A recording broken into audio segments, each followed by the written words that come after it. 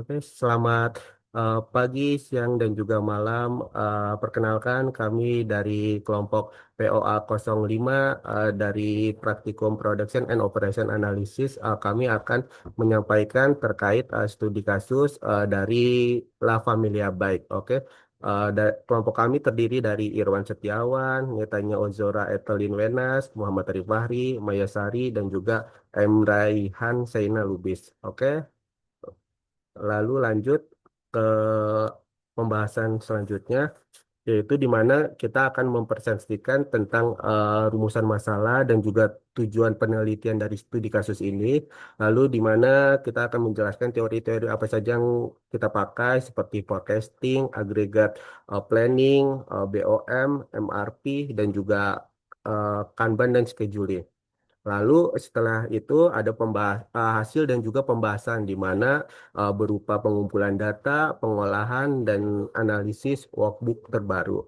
Serta yang terakhir ada kesimpulan dan saran di mana ini akan menyimpulkan hasil dari studi kasus dan juga rekomendasi terkait apa yang seharusnya diperbaiki. Oke, lalu kita langsung masuk saja ke rumusan masalah di mana La Familia Bag menghadapi kenaikan permintaan yang konsisten, sehingga perusahaan perlu menyeimbangkan keputusan produksi, persediaan kapasitas material, dan tenaga kerja. Data ini sudah kita sesuaikan dengan berdasarkan 3 digit NIM kelompok kami, lalu setelah ditotalkan mendapatkan hasil dari 2029 jumlahnya dari hasil 5 anggota kelompok ini. Lalu di mana rumusan masalah ini kita bagi menjadi 6, yaitu pola demand historis dan metode forecasting terbaik, forecast green dan yellow bright tahun 2022 sampai 2023, revenue dan kelayakan investasi plan warehouse-nya. Lalu yang ketiga ada strategi agregat planning dengan total biaya terendah untuk demand 2022. Lalu yang keempat ada struktur produk, BOM dan efisiensi flow process chart dan yellow byte. Lalu yang kelima, bagaimana MPS, MRP, dan kebijakan load sizing LUC dan Wagner Within. Lalu yang keenam, ada kebutuhan Kanban, kapasitas mesin, dan pola penjadwalan engineer-nya. Oke, next. Ah, lalu ini ada tujuan penelitian dari studi kasus ini. Yang pertama ada eh, forecasting sendiri, lalu yang kedua ada revenue dan investasi, yang ketiga ada agregat planning, yang keempat ada assembly and FPC, yang kelima ada MPS and MRP, lalu yang terakhir ada scheduling. Oke, selanjutnya akan dijelaskan oleh rekan saya. Oke, saya akan melanjutkan pada bab 2. Fondasi pertama kami adalah forecasting. Mengapa ini penting? Karena ketidakakuratan forecasting dapat memicu waktu tidak terencana akibat kekurangan material atau ketidaksesuaian jadwal produksi. Kami menguji time series decomposite atau TSDA dan HOTS method, kemudian mengevaluasi penggunaan MAD, MSE, dan MAPE untuk memastikan model yang kami pilih memiliki tingkat penyimpangan terendah dalam menangkap pola tren dan musim. Selanjutnya adalah Agreta Planning. Keputusan di sini berpusat pada penanganan kendala kapasitas. Kami mengoperasikan strategi overtime plus loss sales dengan overtime plus subkontrak. Secara teoritis, loss sales mengamankan kualitas internal namun mengorbankan pendapatan dan pangsa pasar. Sebaliknya, subcontracting menjaga pemenuhan permintaan dengan catatan kita harus memastikan kontrol kualitas yang ketat agar dapat memastikan quality loss dari pihak ketiga. Selanjutnya, untuk merancang sistem perakitan bill of material menjadi cetak biru kami, BOM yang akurat mencegah investasi pada tahap pengadaan. Melalui flow process chart FPC, kami membedah aktivitas lantai pabrik. FPC adalah instrumen utama dalam WCM untuk memisahkan aktivitas bernilai tambah dari non value add activity seperti transportasi dan penyimpanan yang harus direduksi demi mencapai aliran material yang ramping atau lean flow. Selanjutnya, landasan produksi kemudian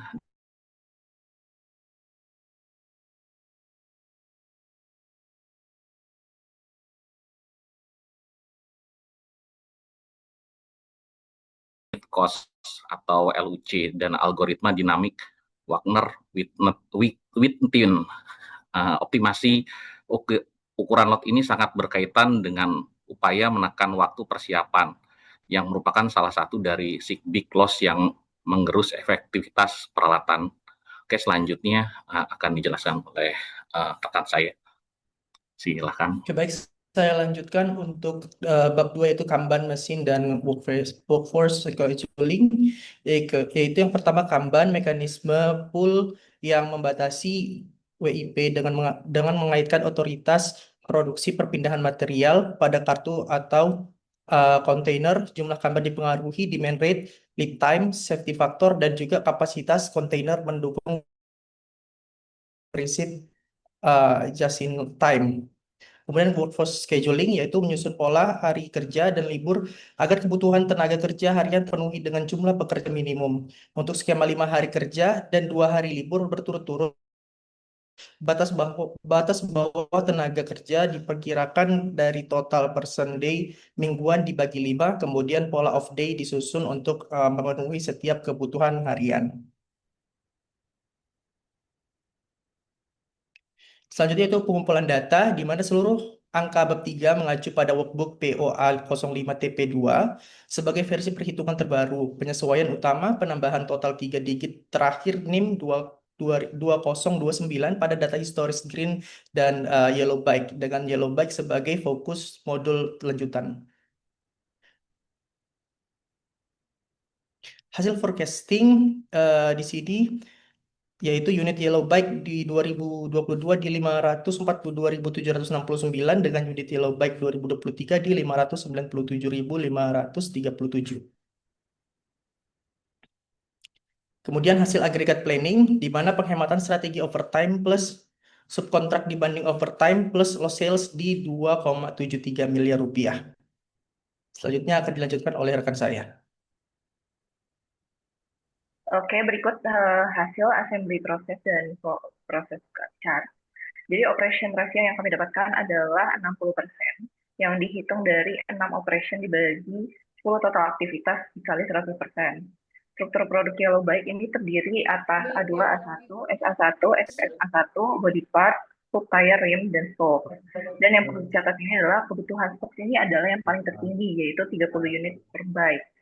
Nah, sedangkan yang menarik ini, FTC ini memiliki zero delay, yang menunjukkan aliran prosesnya cukup lancar, tapi masih ada aktivitas transportasi dan storage yang perlu dieliminasi sebagai bentuk pemborosan. Selanjutnya, mari kita lihat hasil MTS dan MRT-nya. Nah, ini adalah hasil MTS dan MRT. Jadi, total master schedule untuk tahun 2022 adalah 584 unit. Projected available balance-nya minimum terjadi di bulan Mei sekitar 4.000 unit. Dan yang paling terpenting itu PAB-nya tetap positif sepanjang tahun tanpa stock out. Nah, yang menarik di sini juga adalah plan order receipt untuk Fox itu mencapai 15 juta unit yang merupakan tertinggi di antara semua komponen. Karena yellow bike ini membutuhkan 30 Fox, sementara hook, tire, dan yang lain ini masing-masing hanya 2 unit per tire-nya. Nah, selanjutnya, sekarang kita lihat hasil lot sizing-nya. Yang menarik itu total biaya dari LUC dan Wagner Witten adalah identik, yaitu 2 juta. Berarti kebijakan lot for lot adalah yang paling ekonomis. Kenapa hasilnya sama? Karena parameter order cost dan holding cost saat ini memesan persis sesuai kebutuhan per periode atau lot for lot. Ternyata lebih ekonomis daripada menggabungkan pesanan multi periodenya. Lalu selanjutnya, berikut juga adalah hasil Kanban, Machine, and workforce scheduling. Untuk kebutuhan Kanban, Spox ini membutuhkan kartu Kanban paling banyak.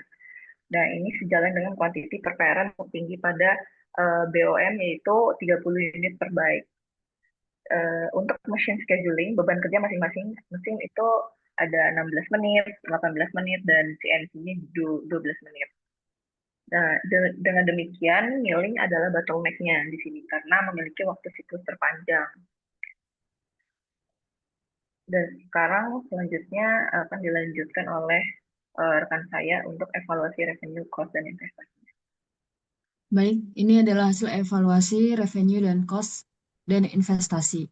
Untuk aspek gross revenue di 2022 itu lebih dari 1 triliun dengan total biaya agregat plus sizing-nya mencapai 228 miliar dengan expect profit model pada tahun 2022 adalah 925 miliar.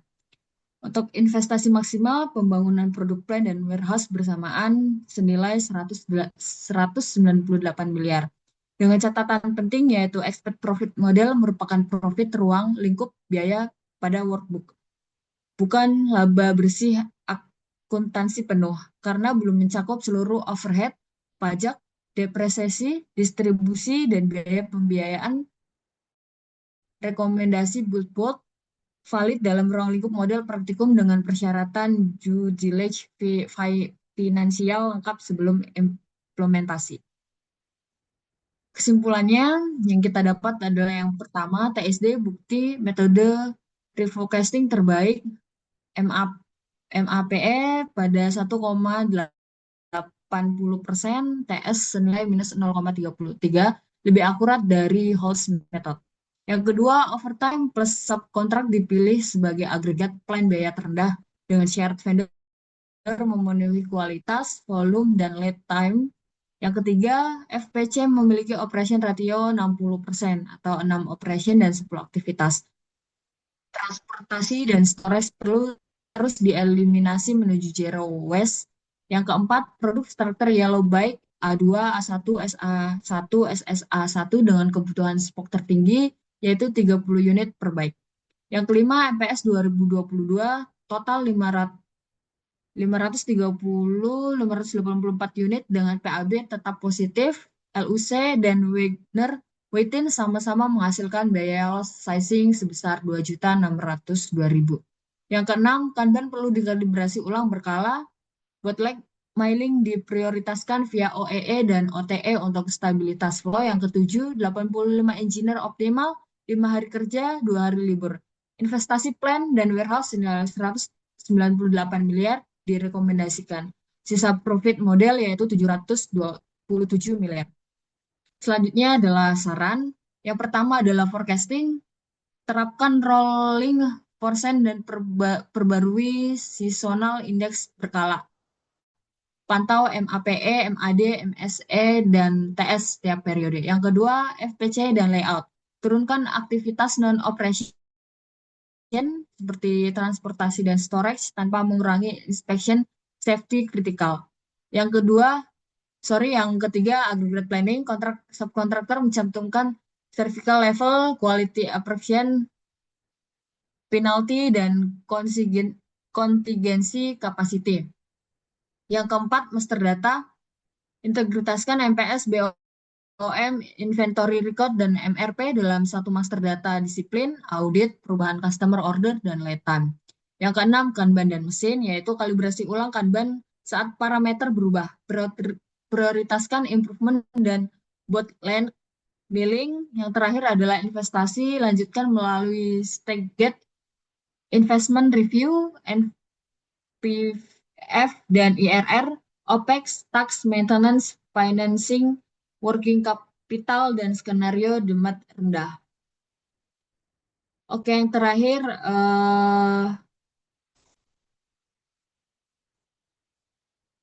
penutup. Terima kasih. Berikut adalah hasil presentasi dari kelompok kami. Jika ada kekurangan mohon dimaafkan. Kami tutup. Wabillahi taufiq wal hidayah. Assalamualaikum warahmatullahi wabarakatuh.